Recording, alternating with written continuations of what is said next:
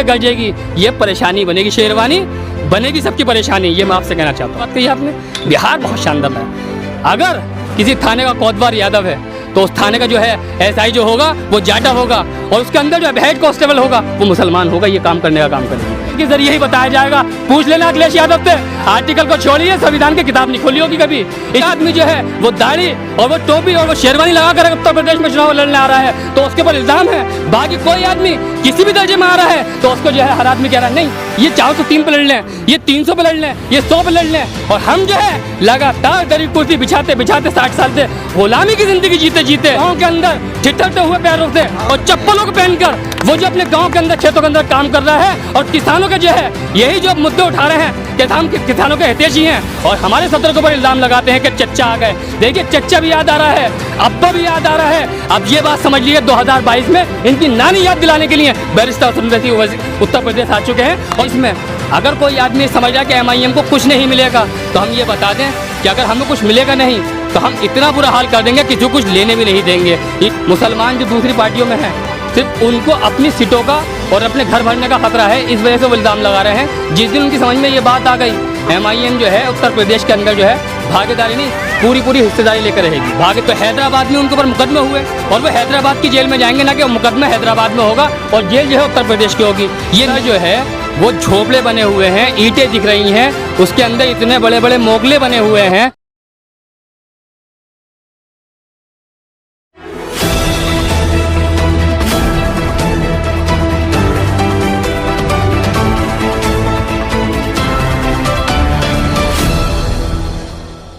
Sir आपका नाम? मेरा नाम एहतिशाम मंसूरी है। एहतिशाम मंसूरी। MIM क्या मुद्दे लेकर के 2022 में आ रही है? देखिए MIM जो है वो एक ऐसी पार्टी है जिसका घोषणा पत्र कभी जारी नहीं होता, क्योंकि MIM ने जो है वो हैदराबाद के अंदर काम कर रही है जहाँ पर स्कूल हैं और वहाँ पर 17,000 बच्चों को फ्री एजुकेशन दी जाती है, किताब बस्ता और ड्रेस सारी चीज़ें दी जाती हैं। वहाँ कॉलेज हैं जहाँ बच्चों को आगे बढ़ाया जाता है, वहाँ ऐसे हॉस्पिटल हैं जहाँ गरीबों का इलाज हो सकता है।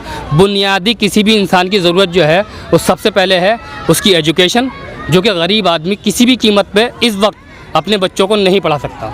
दूसरी बुनियादी चीज़ें कि उसका स्वास्थ्य, उसकी सेहत कैसे सही रहे उसके लिए। वो काम तो दिल्ली में भी हो रहा है अरविंद केजरीवाल की सरकार में। नहीं, जो दिल्ली में अरविंद केजरीवाल कह रहे हैं, अगर आपने अभी पीछे सर्वे किया था तो उस सर्वे के मुताबिक हमने देखा है कि दिल्ली के अंदर जो उन्होंने मोहल्ला क्लिनिक खोले थे उनके अंदर जो है वो झोपड़े बने हुए हैं, ईंटें दिख रही हैं, उसके अंदर इतने बड़े बड़े मोगले बने हुए हैं जिसके अंदर किसी को दवाई नहीं, बल्कि उसके अंदर कोई आदमी अगर चला गया तो बीमार ज़रूर हो जाएगा। ये सच्चाई है, ये तर्क हकीकत है दिल्ली की। अब अरविंद केजरीवाल जो है वो सबको बेवकूफ़ बनाकर उत्तर प्रदेश में चुनाव लड़ने आ रहे हैं और चुनाव लड़ने की बात कर रहे हैं। सबसे बड़ी बात क्या है, अरविंद केजरीवाल हो, चंद्रशेखर आज़ाद हो, कोई भी पार्टी हो, सब चुनाव लड़ लें। एक चुनाव न लड़े तो बैरिस्टर असदुद्दीन ओवैसी न लड़े, क्योंकि उसकी वजह यह है कि जो आदमी हिंदुस्तान के अंदर इस वक्त जो संविधान को ख़त्म करने की सारी पार्टियाँ, मैं किसी एक पार्टी की बात नहीं, सारी पार्टी संविधान को ख़त्म करने की बात कर रही हैं, उसको बचाने का काम जो कर रहा है वाहिद एक शख्स है जिसका नाम बैरिस्टर असदुद्दीन ओवैसी। वो बात तो चंद्रशेखर आज़ाद भी करते हैं। कौन? चंद्रशेखर आज़ाद, वो NRC में CAA में के प्रोटेस्ट में जेल भी गए हैं। हाँ। असदुद्दीन ओवैसी कहाँ जेल गए? हाँ, जो असदुद्दीन जो कह रहे हैं ना आप जेल नहीं गए, बस फ़र्क यह है कि आज का जो युवा है उसको बैरिस्टर साहब की संघर्ष का पता ही नहीं है।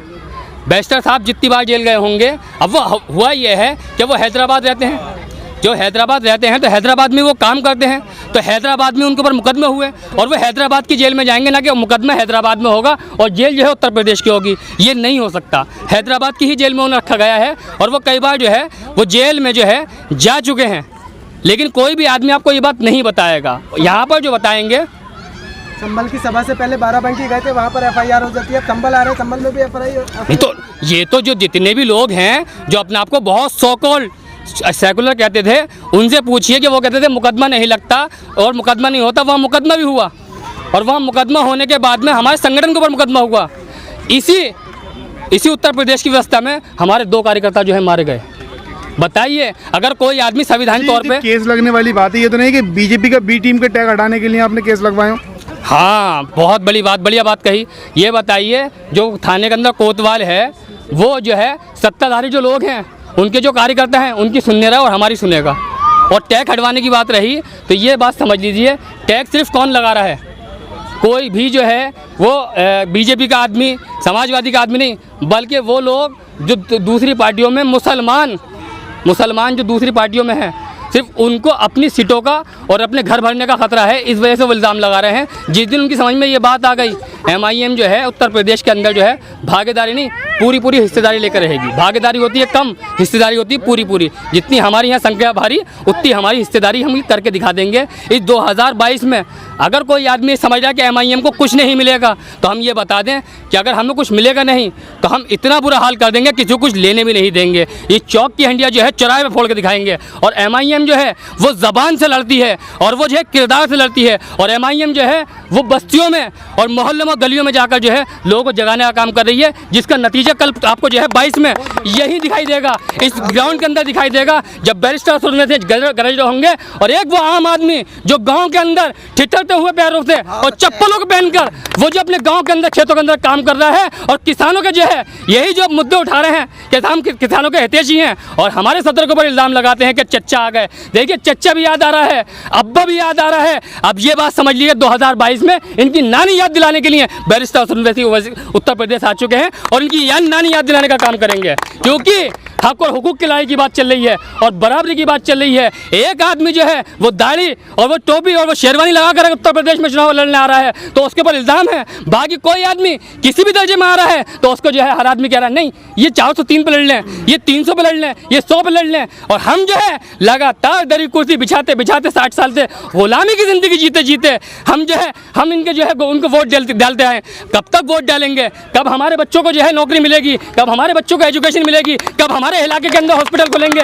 कब हमारे इलाके के अंदर जो है नौजवानों को उनकी जो है हक मिलेंगे? हमारे लिए जो है अगर एक बस्ती बनेगी, मुसलमान किसी कोई बस्ती, अगर 10 लोगों की बस घर जिसमें 10 लोग होंगे, 20 लोग होंगे, वहाँ पे आपको स्कूल नहीं मिलेगा, हॉस्पिटल नहीं मिलेगा। वहाँ सबसे पहले क्या मिलेगा? चौकी मिलेगी, थाना मिलेगा और उनके ऊपर जो है मुकदमा लगाने का काम किया जाएगा। ये काम MIM जो है वो जड़ से ख़त्म करने आई है। अब जो है हक की बात। अच्छा दूसरी बात क्या है, इस हिंदुस्तान के अंदर हर पार्टी कहती है संविधान। मेरे जो सदर हैं, मैं खुल के कह रहा हूँ, मेरे जो सदर हैं संविधान को पढ़ते नहीं हैं, अब संविधान को पी रखा है। अगर रात को 2 बजे उठा के ही पूछेंगे कि आर्टिकल क्या कह रहा है इसके ऊपर, तो आर्टिकल के जरिए ही बताया जाएगा। पूछ लेना अखिलेश यादव से, आर्टिकल को छोड़िए, संविधान की किताब नहीं खोली होगी कभी, इसीलिए उससे जो है बराबरी की बात नहीं हो रही, वो हिस्सेदारी की बात नहीं कर रहा। हम नुकसान भी पहुँचा रहे हैं और हमें जो है 400 सीटों कह रहे हैं ना, आप हिस्सेदारी की बात कर रहे हैं, सारी चीज़ों की बातें कर रहे हैं कि असदुद्दीन ओवैसी आएंगे और भाषण देंगे, लेकिन उत्तर प्रदेश की जो जनता है वो जातिवाद में बंटती है। चाहे कितनी विकास की आप बात कर लें, जातिवाद में धर्मवाद में बंटकर वोट उनका बढ़ जाता है। चाहे कौन जातिवादी नहीं है उत्तर प्रदेश में? तो विकास के मुद्दों पर वोट देना चाहिए, जातिवाद में बंटकर वोट देना चाहिए। अरे मेरे भाई, तुमने जाति के हिसाब से तो लुटाया हमें, तुमने हमारे अंदर जो है इतनी जातियाँ पैदा कर दी, अब वो जातियाँ तो इकट्ठी हो रही हैं। कल इसी ग्राउंड के अंदर आप देखना, मुसलमानों की जितनी जाति होंगी वो सब कह रही होंगी कि हमारा कायद, हमारा लीडर, हमारा जो हकरवा है वो बैरिस्टर असदुद्दीन ओवैसी है, और नारे के साथ कह रही होंगी। ये मैं आपको बताना चाहता हूँ। वो इसी मंच पे खड़े हुए अपने लीडर को जब देखेंगी और देखेंगी कि हिंदुस्तान के अंदर और भी बहुत लीडर हैं, और भी बहुत जो है कायद हैं, और भी जो है बहुत बोलने वाले हैं। अरे बोलने की बात कर रहे हैं, ये लोग हमारी ज़बान की आतिशनुमाई का मुकाबला नहीं कर सकते। हम 60 साल से दबे हुए लोग हैं, हमारे अंदर जो आग लगी हुई है ये हमारी ज़बान की आतिशनुमाई का। हमारे लीडर वो ज़बान नहीं रखते, बल्कि ज़बान के साथ में वो हक की बात भी कर रहे हैं। आप ये अच्छा दूसरी बात ये है, हर आदमी आपसे ये बात कह रहा होगा कि ये जो है सिर्फ मुसलमानों की बात कर रहे हैं। मैं अभी बता दूं आपको, हमारे पास जो आवेदन आ रहे हैं प्रत्याशियों के, उसमें यादव भी है, ठाकुर भी है, जाटव भी है, सैनी भी है, सबके आवेदन आ रहे हैं। अगर हम मुस्लिम की पार्टी हैं तो ये आवेदन क्यों कर रहे हैं?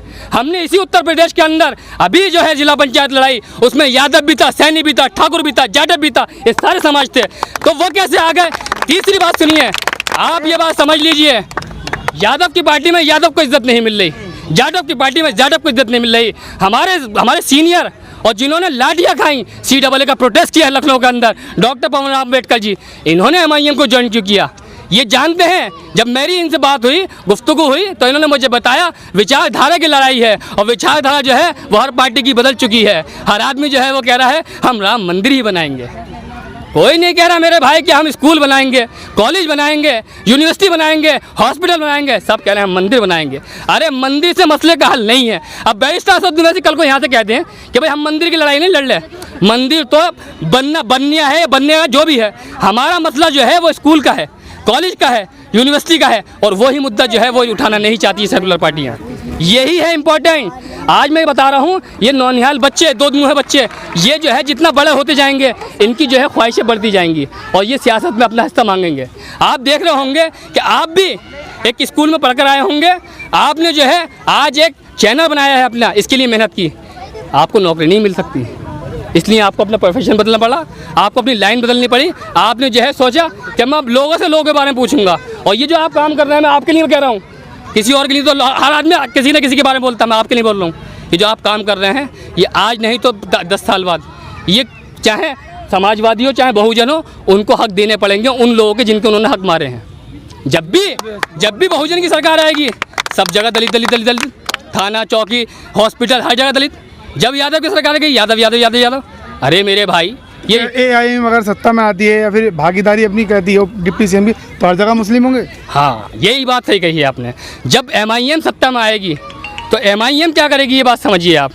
अगर किसी थाने का कोतवार यादव है तो उस थाने का जो है SI जो होगा वो जाटव होगा, और उसके अंदर जो हेड कांस्टेबल होगा वो मुसलमान होगा। ये काम करने का काम करेगी। पहले हम दूसरों को ही देंगे कि हम तो ईमानदारी की बता रहा हूँ मैं, ये बिल्कुल हकीकत बात है कि हम इस देश के अंदर जो है हमने 800 साल जो है हुकूमत की है। अगर हमने नाइंसाफ़ी की होती तो ये जो कुतुब मीनार है, ये जो ताजमहल है, ये जो इतनी बड़ी बड़ी मस्जिदें हैं, इतनी बड़ी मीनारें हैं, हम ये नहीं बनवाते, लूट के ले जाते। सब कुछ यहीं बनाया, यहीं जिए और यहीं मर गए। ये हमारे बुज़ुर्गों की पहचान है। हमारे उलमाओं ने इस आज़ादी के लिए, इस देश की आज़ादी के लिए अपनी जानों को कुर्बान किया, अपनी लाशों को लटकवाया। आज हर आदमी कह रहा है कि इन्हीं को निकाल दो, इन्हीं के लिए NRC ले आओ, इन्हीं के लिए जो है।